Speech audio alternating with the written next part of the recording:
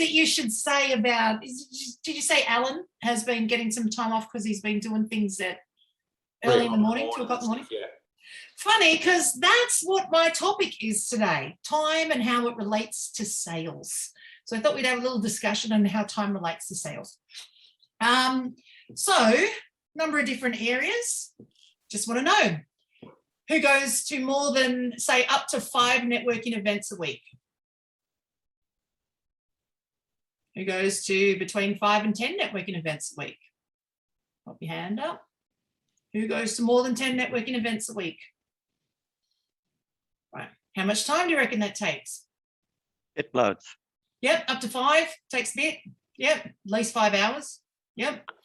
Between 5 and 10, you're looking at up to 10 hours for those who are doing more than that. If you do about an hour an event, you're looking at that.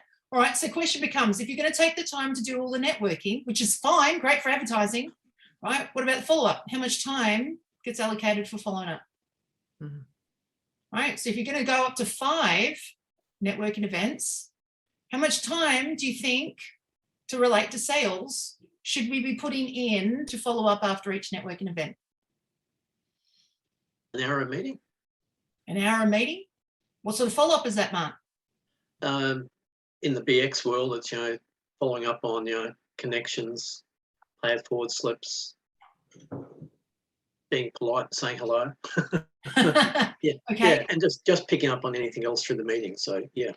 I think it's pretty important to try and do that same day rather than let it go a few days later, because if you do it the same day, people are going to get that you're interested in helping them. Now, that's an interesting point as to which day to follow up on. Here's something that I've noticed, particularly because, see, while it's on Zoom now, we can easily do 5. We could get up to 10 and not even notice we're doing it. Who writes down the list of who has one particular book and writes down the list of every single event that you go to with the list of people that's sitting there, right? Okay. Rebecca, any chance that you've written down how many events you've been to? You've got a number stat there? How many events you've been to from whatever date you started? Unmute.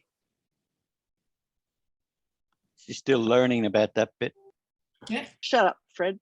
I don't have the figures with me here, but I do have a figure written down, yes. Yeah, I think we worked it out. It was like 100 and I can't remember. Yeah, there was over 153 last time we chatted, right? Yeah, exactly. And that wasn't for the whole year. I No. know I'm at nearly 300. So here's an interesting thing, 300 for the year.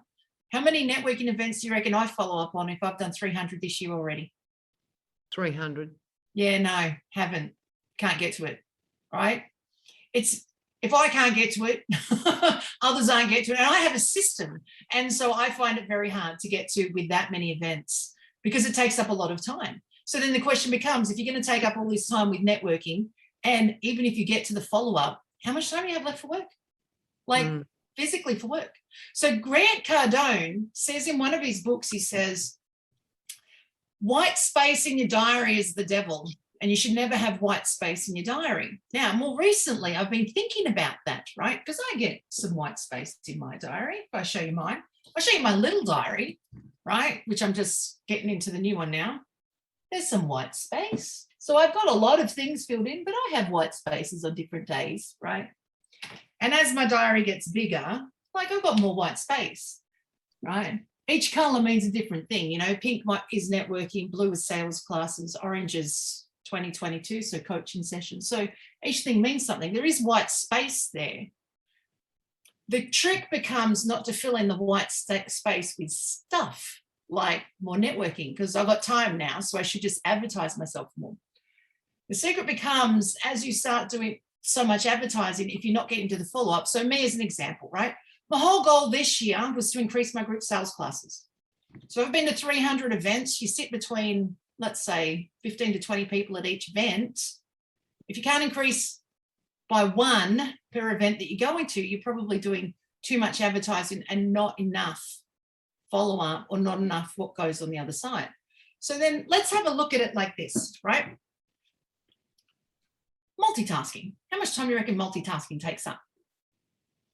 Right, going to an event, trying to write down some other notes as you're doing something, updating some notebooks while you're at it, listening to what people are saying. That's one way of multitasking. What about one-to-ones? How many one-to-ones do you reckon? How How many one-to-ones do people do during the week? Up to 5? Put your hand up if you do up to 5. Yeah, probably do up to 5. Some weeks none, but others up to 5.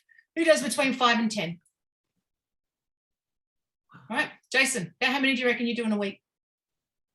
I actually have set aside in my diary space for 18. I always make sure I try and get to 10. Okay, 10. 10 equals how many a day? 2. It's only 2. Yeah, 2 a day. Only 2 a day, right? All right, how many sales do you get from those 2 a day? Probably 5 over the week in Over one the course of the shape or the other. Yeah. Okay, yep.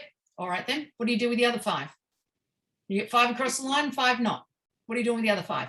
Oh, we keep them and we keep sending them emails and we'll keep getting them back in the room and we'll keep hitting them up again.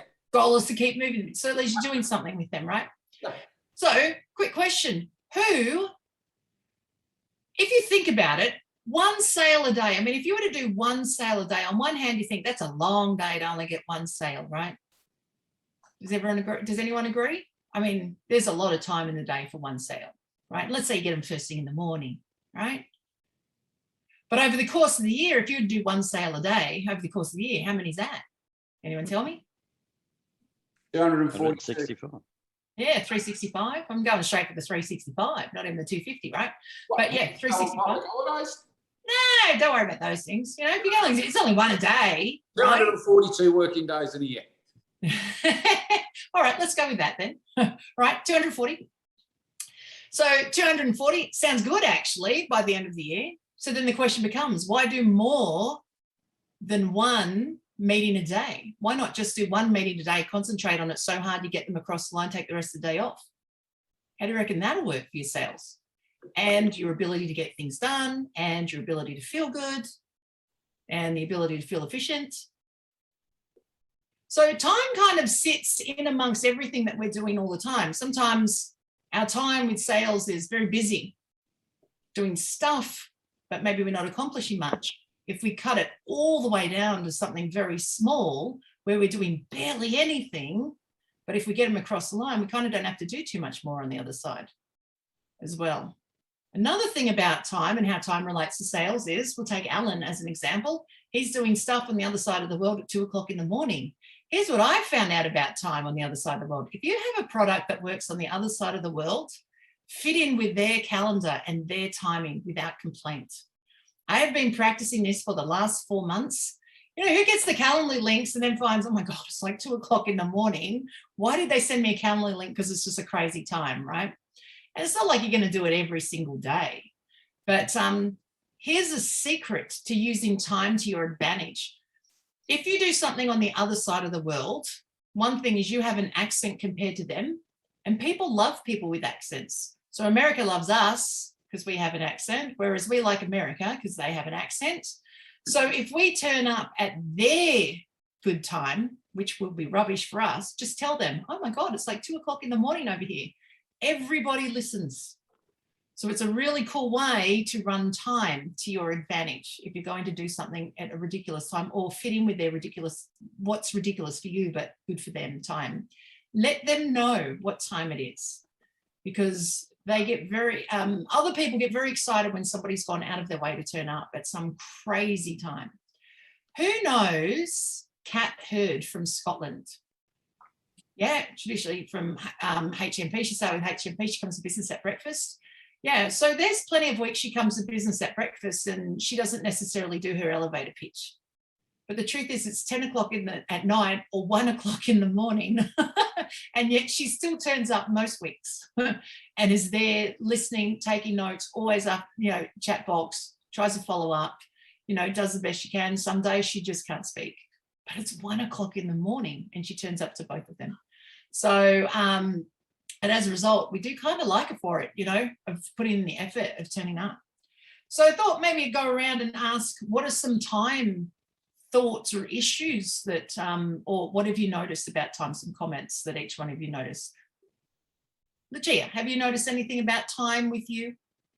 What I'm finding is that getting a balance between the face-to-face, because face-to-face, whilst it's really very effective, it's very time consuming because I've got to drive there, do the event, drive back. So it's 3 times the amount of time to an online event. So I'm trying to get I am working at getting the balance between how many face-to-face events I go to than the online ones. And I'm finding that time's just going so fast. Like, I don't know if anyone else is experiencing that, but I just feel that, you know, before you know it, it's already 7 o'clock at night, or, you know, it's already the weekend. Like, it just seems to be going a lot quicker. And it may have something to do with my age, but I think there's some young people on the screen that would probably agree with me. No, I think the more things you pack into the day, the faster it gets away from you, because you can't then do the end stuff that you need to do, like the follow-up. It's easy to go to events, drive all over the place, zoom in all over the place, and then not have the time to write up the notes or send out some emails or book in some meetings that come from it. Yeah. Do you multitask your live events by doing, say, more than one live event a day? One more. I know I'll only do one live event a day. Yeah. I won't do more than one, but I do, like today, I've been on 3 networking events today. I know Thursdays was always my great day. 2 networking events, nothing else gets scheduled. Now all of a sudden I'm at the 3rd networking event and now we're on a class tonight. Okay, that's insane. Yeah. Because that was supposed to be my follow-up day. If you don't have a follow-up day, how are you keeping in touch with things? Yeah. My suggestion to you when it comes to the face-to-face ones, decide that that is the only thing that you're doing all day until you follow up on every single one of those contacts that are there. Your day isn't finished. What I would do when I go to face-to-face events, I sit in the car and I have a secret weapon. Where is she? All right, here it is. It's called a Bluetooth keyboard. $80, get it from JB. Keep it in the car with you, and you grab all the business cards, all the contact details that you have, and you go out to the car, and before you drive away, after an event, you sit there and you do all the follow-up stuff. You write to everyone, you thank them for coming, whatever it is. I mean, if you're running late, you may as well just be late and be done with it. Finish what you're doing before you get to the next place, because when you get to the next place, you're not following up. Secret to following up, if you're going to 5 or more events a week, all right, even up to 5, if you don't follow up on the day, now if we're going to up to 5 or doing more than 5, the people we're networking with are doing the same thing, which means if you don't follow up on the day that that event is, they don't remember who you are to every other event they're at. If you can't follow up straight after or by that evening, you may as well give it up till next week and try to do better. Another way to use your time more efficiently. Don't keep stressing yourselves out over the things that you couldn't do before because you're not going to get to it. And then the week's gone, you may as well just start again. Let's do better. So good rule of thumb for time is book out, let's say 30 minutes at the end of an event. Follow up with as much as you can in 30 minutes. Write down your notes, whatever you need to do. Follow up as much as you can in 30 minutes, and what isn't done after 30 minutes, drop it, go to the next thing. If you're going to keep going to that many events. Otherwise, you have to drop the events and work out how to get people from the 10 events into 3. Or the other 2 events from 5 events down to 3.